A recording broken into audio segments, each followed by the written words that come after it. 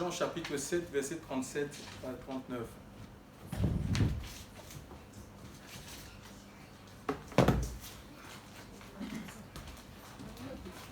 Donc si quelqu'un n'a pas, je peux lire à haute voix, s'il vous plaît. Merci.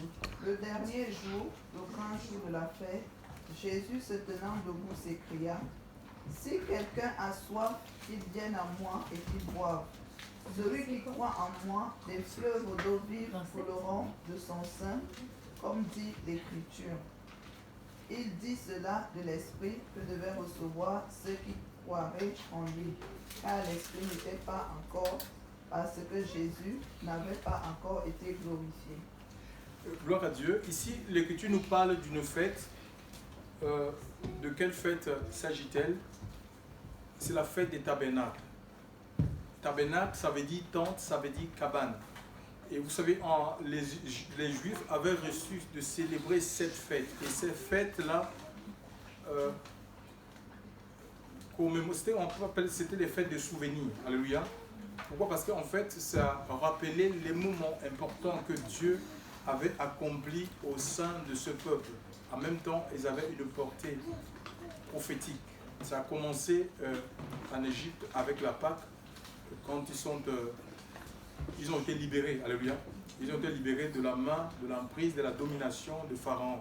Donc il y a 7, il y a la Pâque, il y a la Pentecôte, il y a la fête des tabernacles, la fête des prémices, la fête des pains sans levain, la fête des trompettes, la fête des expiations. Certaines fêtes sont jumelées. Par exemple, la fête des pains sans levain succède la fête des tabernacles. Ça se passe. Non, la fête des pains sans levain était avant la fête, la Pâque. Les expiations, le tabernacle succédait les expiations. Ça veut dire que la fête des expiations se passait juste après la fête des tabernacles. Il y avait des fêtes qui étaient comme jumelées. La fête des prémices, par exemple, était jumelée à la Pentecôte. Ici, il est question de la fête des tabernacles. Le Seigneur dit que c'était le dernier jour, c'était une fête qui était célébrée pendant 7 jours. Alléluia. Pendant 7 jours, Israël se souvenait de leur traversée du désert. 40 ans, ils ont traversé, ils ont fait 40 ans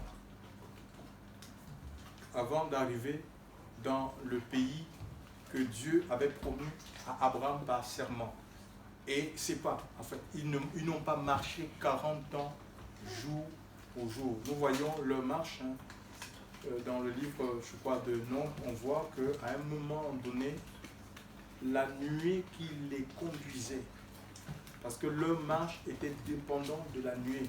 Quoi qu'ils avaient, ils avaient des conducteurs comme Moïse, comme Aaron, comme les Josué, les Hur, mais au-delà des conducteurs, il fallait plus regarder la nuée, dépendre de la nuée.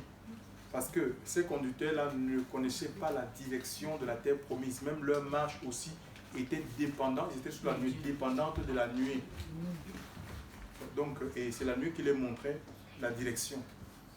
Alors, il arrivait qu'à un moment donné, la nuée s'arrête. Ils étaient obligés de s'arrêter.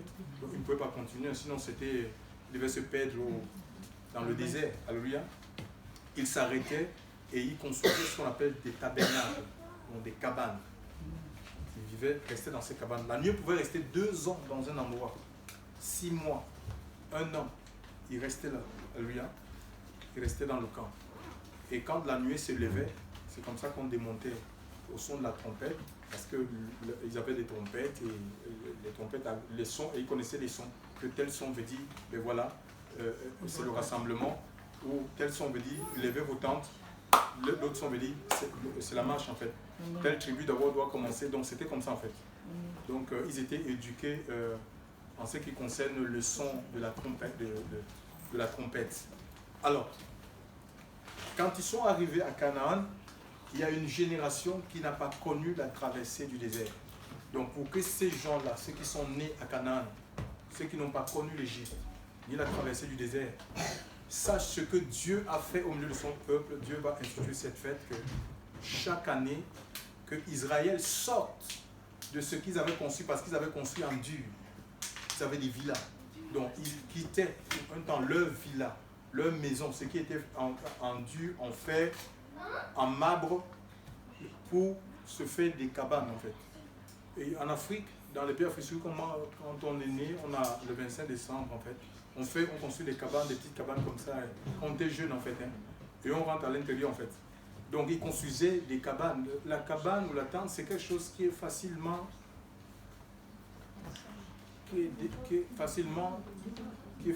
démontable, qui est facilement transportable, en fait. Tu vois, et Abraham, même bien avant ce peuple, quand Abraham est rentré dans le pays de la promesse, la Bible nous dit que cet homme, il avait hérité cette terre, mais on n'a pas vu cet homme en train de, je ne sais pas, il n'a pas engagé des travaux de construction, des grands bâtiments et autres, à ériger des murs pour mettre la frontière pour que personne ne vienne s'accaparer de sa terre. Il a vécu toute sa vie sous des tentes. Alléluia. Pourquoi? Parce que sa vie était rythmée par la voix de Dieu. Alors, c'est pas que le Seigneur veuille qu'on ne construise pas, qu'on n'investisse pas. Dieu n'est pas contre la propriété privée. Attention, il y a des gens qui m'ont dit oui, à la Pentecôte, les gens ils vendaient leur maison, machin, tout ça. Et allez, habitons, vivons maintenant en communauté, allons acheter une villa, tous on va vivre ensemble. Non, mais il faut rester, il ne faut pas sortir du contexte. Là, il y a la persécution quand l'Esprit de Dieu est descendu.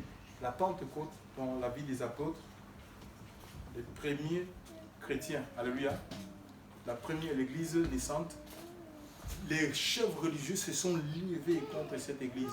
Imaginez, c'est tout à fait naturel. C'est comme aujourd'hui, ici à la persécution. Si on me dit que moi, Georges, maintenant, allez, tu arrêtes, tu n'as plus de travail, comme tu as ton Jésus là. Tu as ton Jésus ou bien on te garde on t'enlève le travail. Ou tu ne l'as pas, tu réunis Jésus et tu restes avec ton travail. Idem pour l'appartement, la voiture. Bon, à mon niveau où je suis là, je vais dire non, moi j'accepte Jésus. Tu vois? Et qu'est-ce que je fais naturellement? Puisque j'ai un frère qui est dans l'agriculture, il a un champ, il a une propriété, le frère Patrick. J'ai dit, ça sera naturel. Je vais dire, oh, là où ça a commencé ici à Montpellier, directement, on va aller se regrouper là-bas pour aller travailler le sol, pour vivre. C'est comme ça en fait. C'est ce qui se passait au jour de la Pentecôte. Même si la maison, je vais vendre cette maison ou je vais l'abandonner pour aller se regrouper. Et si vous voulez nous tuer, vous allez nous tuer ensemble. Donc c'était comme ça en fait. Donc Dieu n'est pas contre la propriété privée. Dieu n'est pas contre la richesse. C'est lui qui donne, qui rend riche. Mais le problème, c'est qu'il ne faut pas que ça devienne ton Dieu. Que tu vives pour la richesse. Tu dois vivre pour Dieu. Et il y a un conseil que Dieu va donner à Timothée, son fils, que dit aux riches de ce siècle d'être riches pour Dieu, qu'ils fassent des bonnes œuvres. Alléluia. Ils soutiennent l'œuvre de Dieu. C'est comme ça en fait. Voilà. Donc, il est resté sous les tentes. Donc, c'est ce que Dieu veut. En fait, ce n'est pas qu'on doit maintenant abandonner les maisons et vivre comme des nomades. Mais il faut qu'on soit disponible. Alléluia. Il faut qu'on soit à l'écoute du Saint-Esprit. Ça veut dire que si l'Esprit de Dieu te dit, tu déménages en France, tu dois aller me servir en Afghanistan. Alléluia. Que tu sois prêt à te lever, à dire, je vais quitter mon confort. Tu as dit, hey, Seigneur, Afghanistan, avec les tatas et les capuches.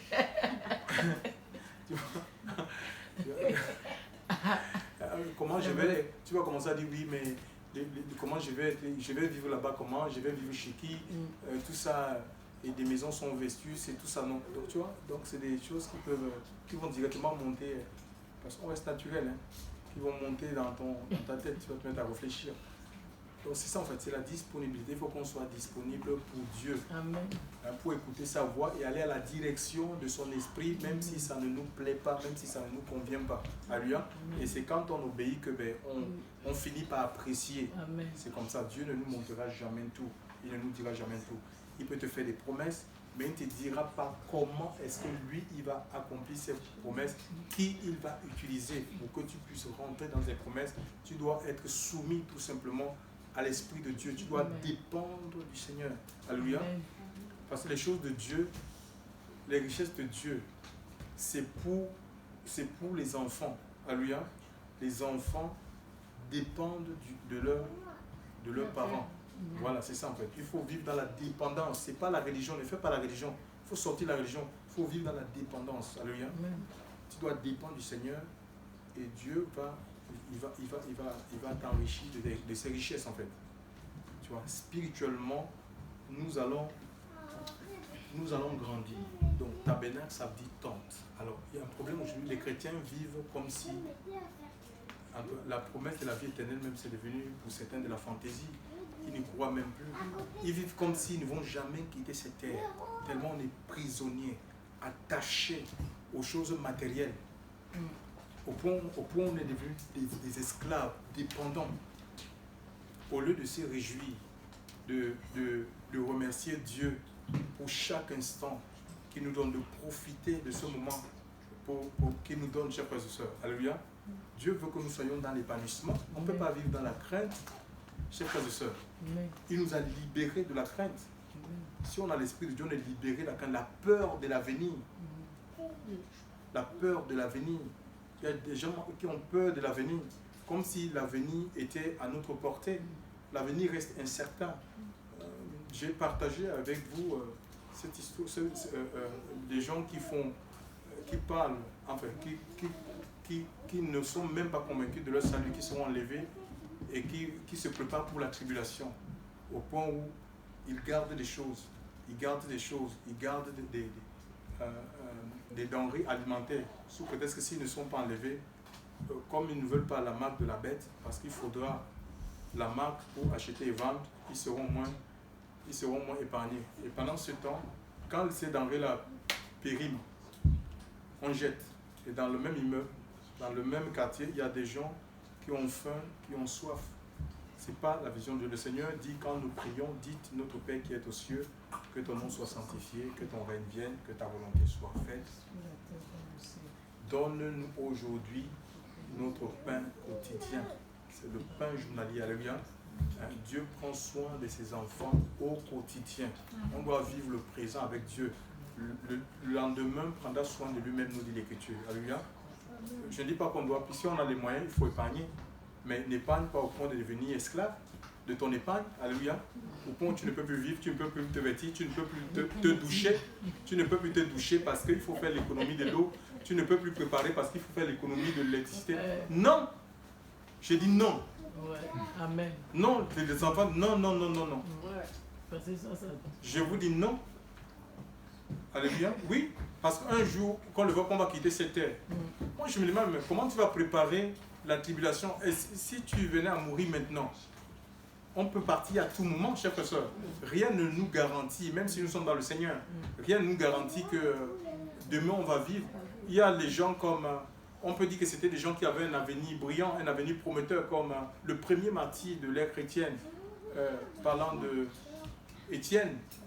Étienne était rempli de l'esprit, il faisait les mêmes choses que les apôtres, mais on l'a lapidé. Il est mort jeune. Pourquoi? Parce que sa mission était terminée avec Dieu. C'est comme ça. Peut-être que tu as 5 ans avec le Seigneur, après il va t'enlever. Toi, tu te préoccupes au lieu de te préoccuper de où est-ce que tu seras, chers frères et sœurs. Le Seigneur a fait une promesse à ses apôtres. Nous avons ici, dans Jean 14, Jean 14, verset 1, je vais lire. Seigneur Jésus, que vos cœurs ne soient pas troublés, vous croyez en Dieu, croyez aussi en moi. Dans la maison de mon Père, alléluia, il y a plusieurs demeures dans la maison de mon Père. La maison de Dieu, ici ça nous parle du royaume. Dans le royaume de Dieu, alléluia, il y a plusieurs demeures. Alléluia. Il y a plusieurs tentes ou plusieurs tabernacles. Alléluia. Il y a plusieurs demeures. Et s'il en était autrement, je vous l'eusse dit. Car je vais vous préparer une place. Et si je m'en vais et que je vous prépare une place, je reviendrai et je vous prendrai auprès de moi, afin que là où moi je suis, vous y soyez aussi. Vous voyez, afin que là où le Seigneur est allé préparer quoi? Ce sont des demeures éternelles. Donc il y a le rituel humain. Quand on va enterrer quelqu'un, selon le rituel humain, on dit, oui, nous sommes venus l'accompagner. Par exemple, moi, je mets maintenant là, si vous allez prendre un pasteur religieux pour faire l'office, il va dire, oui, on est venu accompagner Jean-Georges dans sa dernière demeure. Non, ça, c'est pas ma dernière demeure. C'est là où on va l'enterrer, on va mettre, on a creusé, on va le mettre. Tu parles de dernière demeure, c'est pas la dernière, c'est pas ce que l'Écriture nous dit. Pour les enfants de Dieu, pour les croyants, la dernière demeure, c'est au ciel, où Jésus est en train de préparer des places. Si ici, tu n'as pas les moyens, ou la banque te refuse même de faire un crédit pour construire appartement, maison, sache qu'au ciel, tu n'as pas à te soucier, tu n'as pas besoin de faire des crédits.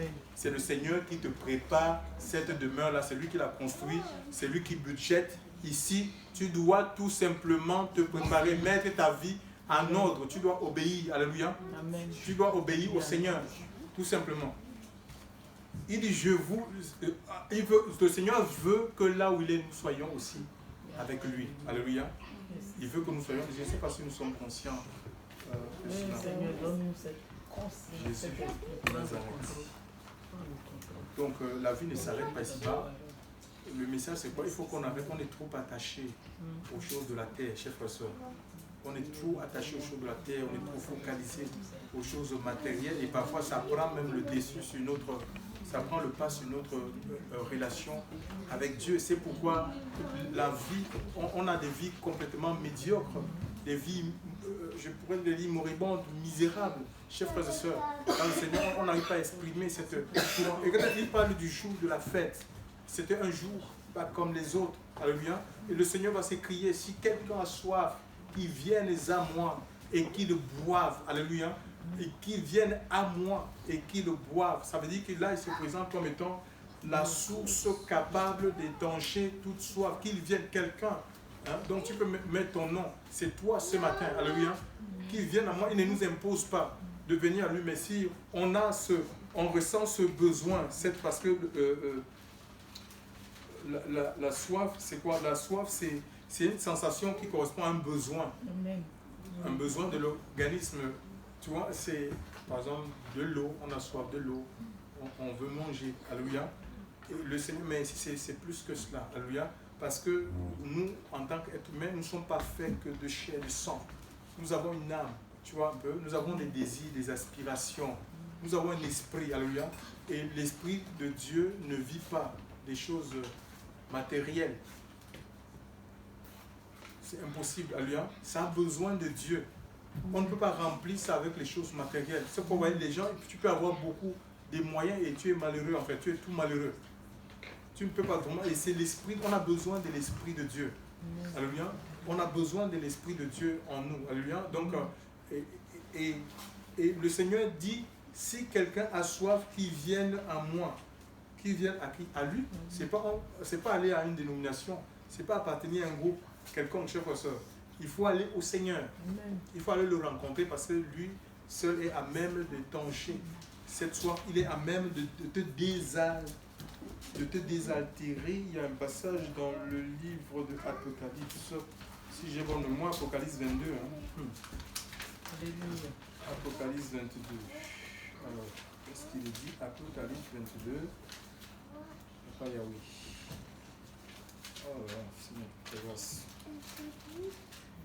Apocalypse 22. Apocalypse 22.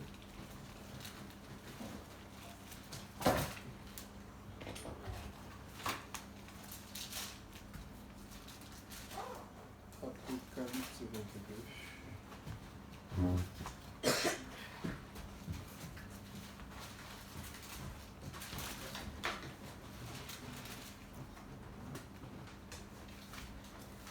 Voilà.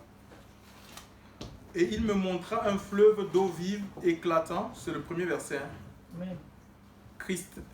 Éclatant comme du cristal, sortant du trône de Dieu et de l'agneau, au milieu de sa rue, et du fleuve de là était l'arbre de vie, portant 12 fruits, rendant son fruit à sa saison. Donc il y a un fleuve, alléluia, un fleuve qui coule quoi? Du cœur. C'est un fleuve qui coule du cœur de Dieu. Alléluia. Il y a un fleuve d'eau vive, un fleuve d'eau. L'eau vive, c'est une eau qui est jaillissante. Alléluia. c'est une eau pure. Alléluia. Cette eau coule du cœur de Dieu. Alléluia. Et le Seigneur veut nous étancher. Il veut étancher nos vies avec cette eau-là. Son eau, une eau pure. Quand on parle de l'eau, c'est la parole. Oui. C'est la parole et l'esprit de Dieu aussi. L'esprit et la parole, c'est la même chose. Donc, il veut étancher nos vies, mais à condition, on ne peut pas donner de l'eau à quelqu'un qui n'a pas soif. Je ne peux pas forcer une personne. Et même pour boire ce robinet, il faut l'ouvrir. Et le robinet ouvert, alléluia. La source là, elle est jaillissante. Mais il faut que tu ouvres ta bouche. Alléluia. On ne peut pas boire la bouche fermée. Alléluia. Non, c'est impossible. On ne peut pas boire la bouche fermée. Mais si tu confesses, il faut confesser Christ. Si tu confesses de ta bouche le Seigneur Jésus-Christ et tu crois dans ton cœur que Dieu l'a ressuscité de mort, l'Écriture dit que tu seras sauvé. C'est en confessant de la bouche qu'on parvient au salut. Au Romains chapitre 10, verset 9. Et croyant du cœur qu'on parvient à la justice. Les expiations, les tabernacles, les expiations précédaient les tabernacles. Donc, je vous dis qu'il y a des fêtes qui étaient jumelées. Les expiations précédaient. C'est-à-dire que les expiations, la fête des expiations, ou encore appelée fête des égorgements, ça précédait, ça venait avant, on appelle ça comment? Avant les tabernacles, avant la fête des tentes. La fête des expiations, ça consistait à égorger les animaux, parce qu'il fallait que le peuple, pour rentrer dans la réalité de la tabernacle, il fallait que leur péché soit pardonné. Quand on parle d'expiation, ce sont des souffrances imposées ou acceptées à la suite d'une faute et considérées comme un remède ou une purification en fait. Donc, et c'est Jésus qui a accepté, Jésus a accepté de souffrir. Dieu a imposé que son fils et Jésus puissent souffrir. C'est lui, Acte chapitre 4, 12, il n'y a de salut en aucun autre, car il n'y a sous le ciel aucun autre nom qui était donné parmi les hommes par lequel nous devons être sauvés. Donc, il fallait que les gens, la justice de Dieu soit imputée aux hommes afin de rentrer dans la réalité du tabernacle, de la fête. Alléluia. Donc c'est comme ça, il ne peut pas y avoir de salut sans repentance. Ça c'est impossible. L'apôtre Paul, quand il a prêché la Pentecôte et les gens étaient vivement touchés, ils lui ont dit, mais homme, frère, que ferons-nous? Il lui a dit, convertissez-vous, repentez-vous et convertissez-vous afin que les temps de rafraîchissement, c'est les temps de joie, les temps de paix viennent de la part du Seigneur.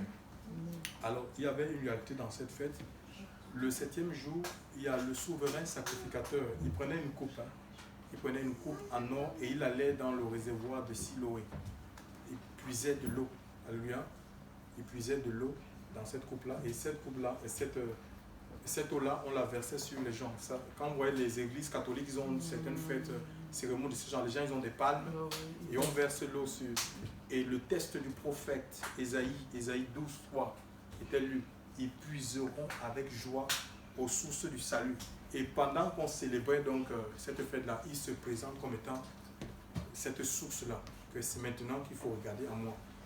Alors maintenant, le problème c'est qu'est-ce que nous avons réellement soif? Qu'avons-nous réellement soif? Alléluia. Et oui, c'est une question qu'il faut répondre. De quoi avons-nous réellement soif? Le Seigneur va dire dans le livre de Matthieu 5, 6, heureux ceux qui ont faim et soif de ma justice, car ils seront rassasiés. Donc, il va les étancher. Faim et soif de quoi? De la justice de Dieu, de sa parole. Si on a faim de plaire à Dieu, faim de la sainteté, c'est pas faim des choses matérielles que Dieu fait moi ceci. Non, ça c'est rien du tout. Si on a faim de la sainteté de Dieu, faim de la justice, de l'amour du Seigneur, alléluia, faim d'obéir à la parole de Dieu, il va nous rassasier, il va nous donner la force d'arriver, alléluia. Et les choses matérielles vont suivre, les mariages et tout ça, ça c'est que les étapes dans la marche, alléluia. Et Dieu fait toutes bonnes choses à son temps, que ce soit pour le travail, tu n'auras pas à te soucier, à te casser la tête, la guérison et autres. Dieu va agir il va se manifester, il faut que nous ayons soif. Il faut que nous ayons soif de lui. Non, que nous ayons soif, que Dieu puisse créer cette soif. Alléluia. Et tout le monde, chers frères et sœurs, tout le monde, qui que nous sommes, nous pouvons être étanchés. Dieu ne fait exception de personne. Les grâces de Dieu ne s'achètent pas avec l'argent. Comme on vous dit, donne l'argent pour être béni. C'est très faux. Ésaïe 55 dit, venez aux eaux. Même ceux qui n'ont pas de l'argent, venez et achetez gratuitement. C'est la foi. Alléluia. Dieu honore notre foi en fait. C'est la monnaie qui nous permet d'acheter les bienfaits du Seigneur. Même si ce n'est pas un problème de... Quand on parle d'argent, c'est une valeur en fait. Ce n'est pas forcément argent, monnaie.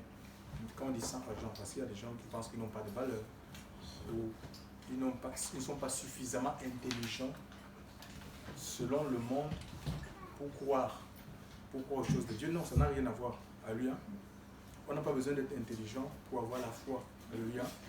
Non. C'est Dieu qui la communique. Alléluia. Et il nous rend capable il nous laisse un don de Dieu en fait.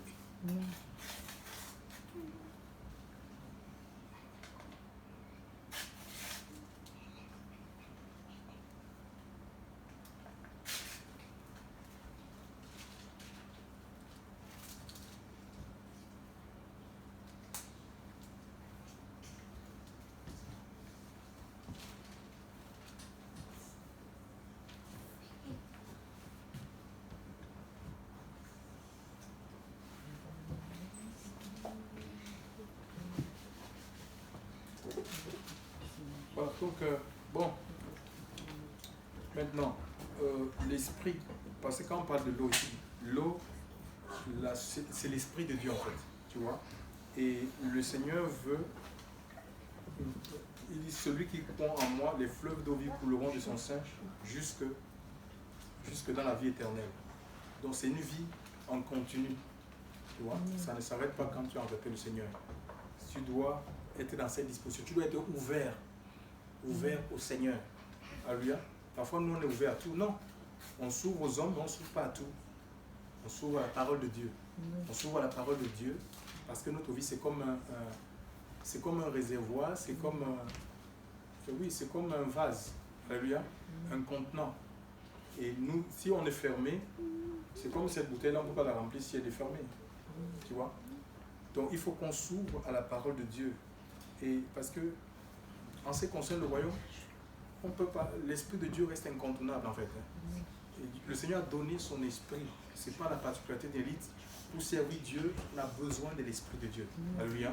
Donc il faut qu'on s'ouvre. Et le service a des niveaux en fait. D'accord?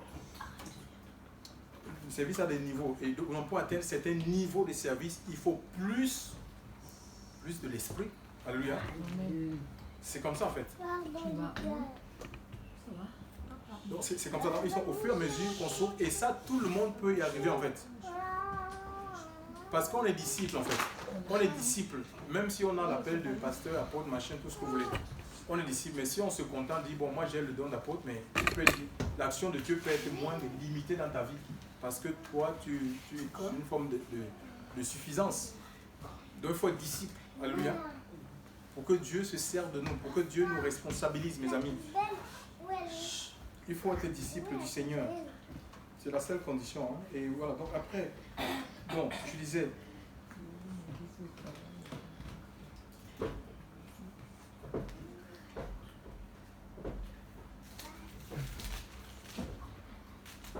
donc l'esprit de Dieu, ouais, je disais, on peut pas, oui, voilà, on a besoin de l'esprit. On a besoin de l'esprit parce que, en fait, c'est l'esprit qui nous permet de comprendre les choses de Dieu. Sinon, elles seront une folie.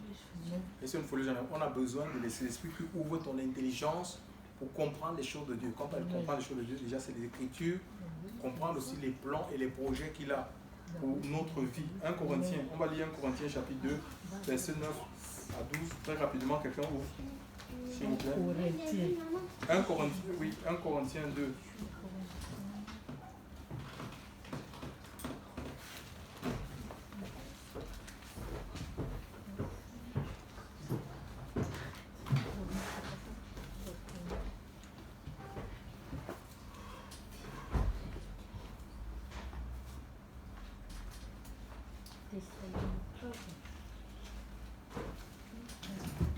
1 Corinthiens 2, partie du verset 9.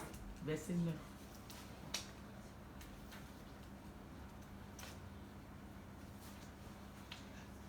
Oui, quelqu'un lit s'il vous plaît.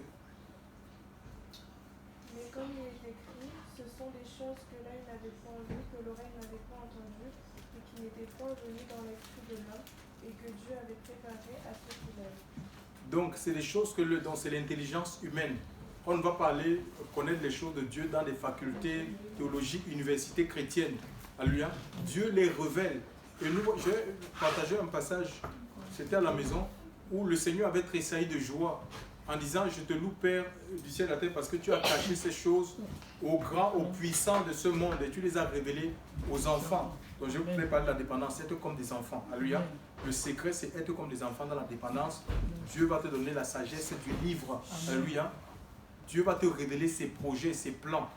Tu seras un instrument pour accomplir les desseins de Dieu sur la terre. Reste dans la dépendance vis-à-vis du Seigneur.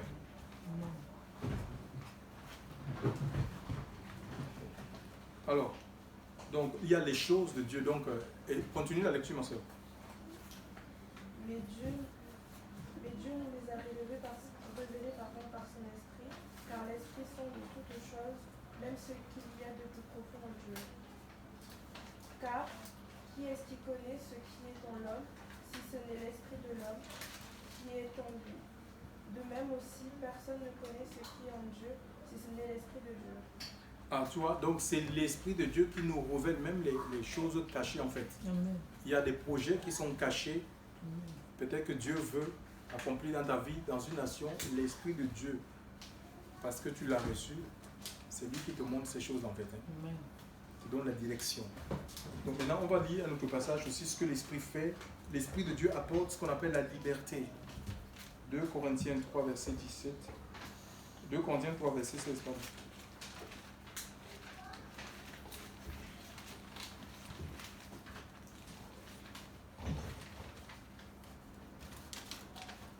Or, si le ministère de la mort, gravé avec des lettres sur des pierres, a été, c'est ça, non? 2 versets 2 Corinthiens 3, verset 16. 2 Corinthiens 2, verset comment? Non, 2 Corinthiens 3. 3. Verset 16. 3, Verset 16. 16. Voilà. 2 Corinthiens, verset 7. Verset 16. Verset 16. Mais lorsque quelqu'un se convertit au Seigneur, le voile est enlevé. Oui. Or, le Seigneur, c'est l'Esprit. Et là où est l'Esprit du Seigneur, là est la liberté. Ouais, là où est l'esprit du Seigneur, dans un endroit où il y a l'esprit de Dieu, on ne peut pas museler les gens. On ne peut pas museler l'adoration. On ne peut pas museler les prophéties. On ne peut pas empêcher aux gens de prophétiser. Même s'ils disent des choses qui ne sont pas de Dieu, c'est ceux qui sont là qui doivent discerner et mettre l'Écriture demande de ne pas mépriser les prophéties. Il n'a pas dit de rejeter toutes les prophéties. Non, on discerne, on prend ce qui est bon, ce qui est de la chair, ce qui ne cadre pas avec les Écritures, on met de côté. C'est ce que l'Écriture nous dit. Alléluia. Donc on ne peut pas empêcher aux gens de s'exprimer, d'être libres. Hein. Parce que la liberté, c'est quoi? C'est la situation de quelqu'un qui n'est pas sous la dépendance de quelqu'un ou de quelque chose. C'est la servitude, c'est l'esclavage en fait. Hein. Quelqu'un qui n'est pas dans la servitude, l'esclavage, l'enfermement, la captivité, un prisonnier. La liberté, c'est la possibilité de pouvoir agir sans contrainte. C'est une forme d'autonomie en fait. C'est l'émancipation, la liberté de choix, de décision, d'action. On ne peut pas, quelqu'un ne peut pas te dire, ou un pasteur te dit que tu dois épouser telle personne. Mais pour qui il se prend? Et toi aussi tu dis que non, mais oui, non, mais ne c'est pas comme ça. Ou, ouais, c'est un bon chrétien, ça c'est un bon diable. Ah bon? Le diable se déguise en c'est un bon secteur, c'est un bon servant. Elle chante la chorale. Non. Même s'il peut avoir une vision que voilà, frère, je t'ai vu te marier avec telle soeur, vraiment va devant le Seigneur, prie pour que tu aies la conviction. Si c'est ça, parce que le diable aussi peut opérer dans le domaine de la vision et des songes. Donc c'est comme ça, on ne peut pas t'imposer un mari, que personne ne t'impose de te marier avec... non, c'est le Seigneur. À lui, il faut écouter la voix de l'Esprit. Amen. Il faut enseigner tout simplement la parole de Dieu aux gens. Tu partages des choses, mais tu n'imposes rien aux gens. Alléluia. Voilà, donc c'est la liberté. Donc, tu vois, et le Seigneur est venu, il va dire aux disciples, dans le livre de Jean, chapitre 8, Jean chapitre 8, on va lire ça, s'il vous plaît. Jean 8, hein, écoutez ce que le Seigneur va dire.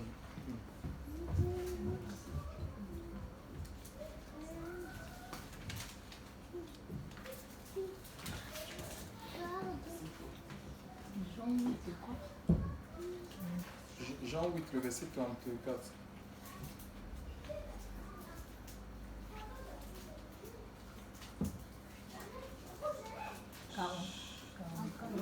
Jean 8. 34. 34, qu'est-ce qu'il est dit, s'il vous plaît? Jean 8, à partir du verset 32. Oui, à partir du verset 32. 32. Oui, à partir Vous du verset 32. connaîtrez la vérité et la vérité vous rendra libre. Oui, Il oui, lui la répondit- vérité. Oui, vas-y, oui. Il lui répondit, nous sommes la descendance d'Abraham et nous n'avons jamais été esclaves de personne. Comment peux-tu dire, vous deviendrez libres? En vérité, je vous le dis. Leur répliqua Jésus, toute personne qui commet le péché est esclave du péché. Oui, donc on peut être esclave du péché. Mais on dit qu'on est libre, non? Esclave du péché, hein. Vous connaissez les péchés. Donc, et eux, ils disaient que non, ils étaient libres, comme ils avaient reçu la loi, machin, mais ils oublient, ils étaient prisonniers de leurs coutumes, de leurs traditions, voilés complètement au point où le Messie était devant eux. Ils étaient incapables de le reconnaître, celui qu'ils espéraient, parce qu'ils croyaient dans le Messie. Ils voulaient qu'il vienne, ils avaient prié, ils avaient jeûné pour qu'il vienne, mais il était en face d'eux, tellement ils étaient ligaturés par des enseignements d'hommes qui ne pouvaient pas le reconnaître. Donc, on peut être prisonnier, chers frères et sœurs, de nos coutumes, de nos us, notre façon de vivre. Hein. Ça peut être devenu une chaîne et ça nous empêche d'avancer, de progresser avec le Seigneur. Ma soeur, tu continues, s'il te plaît. Jusqu'au verset 36. Tu peux continuer. Ah, je continue? Oui, Or, l'esclave ne reste pas pour toujours dans la famille. Oui. C'est le fils qui y reste pour toujours. oui, voilà. L'esclave, ici, l'esclave, c'est celui qui est dans le péché. Il ne peut pas, le méchant ne peut pas rester dans l'assemblée des gens. Amen. Si tu es dans une assemblée où vraiment on prêche avec l'onction Amen. et que tu insistes dans ton péché, c'est pas, ton péché va t'éjecter en fait, va te sortir de la présence de Dieu. De Dieu. Tout comme Adam et Ève, quand ils ont touché au fruit défendu, mais ils sont sortis. Donc la désobéissance les a sortis de la présence de Dieu. Alléluia. Et le Seigneur est obligé d'utiliser, on appelle ça comment? Des chérubins, mais des chérubins avec l'épée pour agiter, pour garder, pour protéger l'arbre de la vie. Alléluia. C'est comme ça en fait. Et ça, c'est la mission, vraiment un homme de Dieu, c'est quelqu'un qui est là pour agiter l'épée de la parole pour que la vie que Dieu a mis en nous ne soit pas souillée en fait. Amen. Tu vois, pour conserver le sceau de Christ jusqu'à ce qu'il va revenir. Le Fils, soyons des fils. Le Fils demeure dans la famille, dans notre maison, c'est dans la maison, dans la présence de Dieu. Si on est fils, vivons dans la dépendance, hein, c'est ça, les enfants, c'est des gens qui dépendent de Père. Nous allons demeurer dans la présence de Dieu jusqu'à ce que le Christ va revenir si on est en vie. Si on est parti de ce monde, mourrons dans la présence du Seigneur. Amen. Alléluia. Mourons dans le Seigneur. Il est dit heureux ceux qui meurent dans le Seigneur. Alléluia. Amen. Apocalypse 14, verset 13. Heureux ceux qui meurent dans le Seigneur, car ils se reposent de leurs œuvres leur suivront. Dans le Seigneur. Alléluia. Alléluia. Pas en dehors du Seigneur, dans la foi. Donc on peut se détacher. Le fait que tu te détaches d'un groupe, d'une organisation, ça ne veut pas dire que tu es détaché de Christ, parce qu'il est le sceptre. Amen. Tu vois, les gens vont te maudire. Comme il y a beaucoup de gens, ah, mais Georges est retourné dans le monde. Parce qu'on a vomi un système, il est dans le monde. Mais moi, je sais que je ne suis pas dans le monde, je suis attaché au Seigneur. Amen. Et je fais l'œuvre de Dieu. Alléluia. Vous vous rendez compte, parce que j'ai vomi un système. Il est dans le monde, il est perdu, il est égaré. Et heureusement que j'ai une vie équilibrée en fait. Hein. J'ai une femme, j'ai des enfants.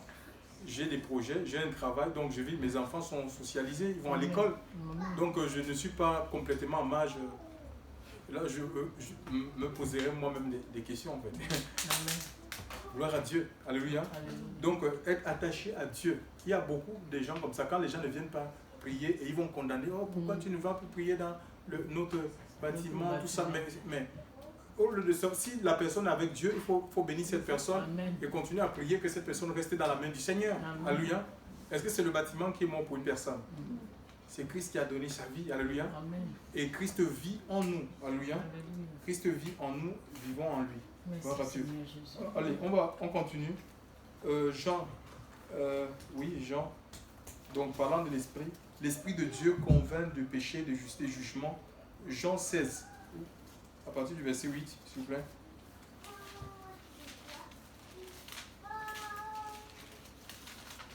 Jean 16. Oui. Verset 8. Oui, Jean, Verset 7 ou 8? Jean 16. Mais si tu lis verset 7, qu'est-ce qu'il dit? Cependant, je vous dis la vérité. Il vaut mieux pour vous que je m'en aille. Cependant, je vous dis la vérité. Il vaut mieux pour vous que je m'en aille. En effet, si je ne m'en vais pas, le défenseur ne viendra pas vers vous. Mais si je m'en vais, je vous l'enverrai. Et quand il sera venu, il convaincra le monde en ce qui concerne le péché, la justice et le jugement. En ce qui concerne le péché, parce qu'il ne croit pas en moi. La justice, parce que je vais auprès de mon Père et que vous ne me verrez plus. Le jugement, parce que le prince de ce monde est jugé. Voilà, donc ici, c'est l'Esprit de Dieu qui fait quoi? Ma soeur, tu vas continuer. Hein? C'est l'Esprit de Dieu qui convainc, il a été donné pour convaincre le monde de péché. C'est des pécheurs en fait. C'est l'Esprit de Dieu qui convainc les gens qui sont des pécheurs. Donc moi, je ne sais pas, si on va aller l'évangélisation, elle ne peut être puissante que si on est dans l'Esprit de Dieu en fait. Amen. Il faut qu'on soit dans l'Esprit, qu'on fasse corps avec l'Esprit. Amen. On ne peut pas aller vite. On ne peut pas aller avec des messages religieux. Alléluia. Il faut qu'on soit, et ça demande à ce qu'on aligne vraiment, on engage nos vies. Alléluia. Celui qui croit en moi fera les œuvres que j'ai faites, il en fera des plus grandes parce que je vais au Père. Il faut engager, il faut que nous engagions nos vies envers Dieu et l'Esprit de Dieu va nous soutenir comme les apôtres. Le Seigneur était avec eux. Alors qu'il était allé au ciel, il était avec eux et il appuyait le témoignage que les apôtres donnaient par des signes, des miracles, des guérisons. Dieu n'a pas changé. Il est le même hier, aujourd'hui, éternellement. Ma soeur, continue avec lui, s'il te plaît. Continue, Lydia. Continue. C'était verset combien? Jean, j'ai encore beaucoup de choses à vous dire, mais vous ne pouvez pas les supporter maintenant. Voilà, donc c'est comme si c'est des charges. Ils ont dit, j'ai encore des charges à vous donner. Hein, je vais vous faire porter des charges, des fardeaux. Mais au stade où vous êtes là, vous ne pouvez pas. Tu vois, il y a un engouement, les gens veulent courir après le ministère, ils veulent ouvrir même en fait, ce qu'ils appellent des églises. Ils veulent commencer des ministères, alors qu'ils ne sont même pas préparés, tu vois. Ils ne sont pas prêts. Oh Seigneur. Donc on ne brûle pas les étapes avec Dieu. Alléluia. On ne brûle pas les étapes, on ne fait pas les choses à la place du Seigneur. Hein. Mais sinon on n'ira pas loin. Il faut laisser Dieu nous équiper. Alléluia. Il faut laisser le Seigneur nous équiper. Alléluia. Amen. Ben oui, là, pour qu'on soit efficace. Amen. Oui, ma soeur, continue. Quand le défenseur sera venu, l'Esprit de la vérité, il vous conduira dans toute la vérité, car il ne parlera pas de lui-même, mais il dira tout ce qu'il aura entendu et vous annoncera les choses à venir. Oui, et il révélera ma gloire, parce qu'il prendra de ce qui est là, de ce qui est à moi, et vous l'annoncera. Tout ce que le Père possède. Oui, c'est bon, c'est bon. Donc, il est là, il glorifie Jésus, en fait. L'Esprit de Dieu n'est pas là pour élever les hommes. Oh, cet homme, c'est un merveilleux homme de Dieu, suivez-le. Non, non, non, non, non. L'Esprit de Dieu est là pour glorifier Jésus. Alléluia. Toute la gloire revient au Seigneur. L'Esprit de Dieu nous amène à adorer une seule personne, le Christ. Avoir nos yeux fixés sur le Christ. C'est ce qui s'est passé dans le livre de l'Apocalypse, alors que l'ange était en train de montrer à l'apôtre Jean le festin des noces, le banquet des noces de l'agneau. Alléluia. Le mariage de l'Église avec Christ. Alléluia. Tellement il était sublimé. Et il va vouloir se prosterner devant Apocalypse 9.9. Pour ceux qui prennent les notes, il va vouloir se prosterner. L'ange dit, mais garde-toi de le faire. Je suis ton compagnon de service, celui de tes frères. Les prophètes adorent Dieu. Adore Dieu. Son prosterne-toi, on s'agenouille pas devant les hommes. Alléluia. Il y a des assemblées comme ça. On dit, allez, vous allez renouveler votre engagement vis-à-vis de l'homme de Dieu. Les gens ils vont poser la cuisse avec les enveloppes de 500 000 euros sur la cuisse du visionnaire en disant, oui, je prends l'engagement de ne jamais me détacher de toi cette année. Mais c'est quoi ça? Ouais. Et on dit que oui. Après, il s'appuie sur l'écriture de le serment qu'avait fait le serviteur d'Abraham. Quand il est allé, quand Abraham lui a dit, tu vas chercher ma femme dans la maison de mon père. Donc il a fait jurer, on dit, pose la main dans ta cuisse. Et ils prennent sur ça en disant que, allez, viens manifester vis-à-vis d'un homme de Dieu. Mais c'est quoi ça? Et ça fait que les gens ils sont enchaînés, ils sont opposés. Ces personnes-là ne rentreront jamais dans leur héritage. Ils vont rester là. Les hommes croyants servir Dieu. Parce qu'on peut être ici pour un temps et Dieu envoie l'église, elle est en mouvement. Le Seigneur va nous enlever ici pour aller nous utiliser ailleurs. Pour qu'on soit en bénédiction pour les autres. C'est comme ça en fait. C'est ça l'église de Christ. Donc on a fini de faire des religions, on enferme les gens, on emprisonne les gens. Mais ce n'est pas la conduite de l'Esprit à lui. Le Seigneur nous amène à plus d'autonomie. Comment, et un vrai homme de Dieu, c'est quelqu'un qui est là pour former des disciples. Et la Bible dit dans Luc 6,40 que tout disciple bien formé sera comme le maître. L'objectif c'est d'opérer comme le maître. Nous avons vu Élisée, quand Élie est parti, Élisée faisait les mêmes choses que Élie et était reconnu par les habitants de Jéricho. Ils ont dit l'esprit qui habitait Élisée repose sur Amen. Voilà. Oui, repose sur Élie repose sur Élisée parce que Élisée faisait les mêmes choses que Élie a faites. Donc tu vois, alors est-ce qu'on peut le dire aujourd'hui? Quand on voit comment les églises sont malades, où on met l'homme en avant, les bâtiments en avant, les dénominations en avant, au lieu de présenter celui qui est la source du salut. Amen. Donc, on peut lire aussi Jean, c'est là où je vais terminer, Jean 14, verset 16 à 17. Jean 14, verset 16 à 17. Qu'est-ce qu'il est dit?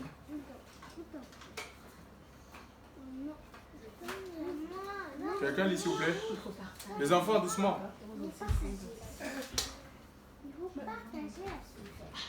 Et moi, je prierai le Père et il vous donnera un autre consolateur pour demeurer avec vous éternellement. L'esprit de vérité que le monde ne peut recevoir parce qu'il ne le voit pas et qu'il ne le connaît pas. Ah voilà, donc le défenseur, c'est celui qui est là pour nous protéger, c'est comme un avocat, alléluia.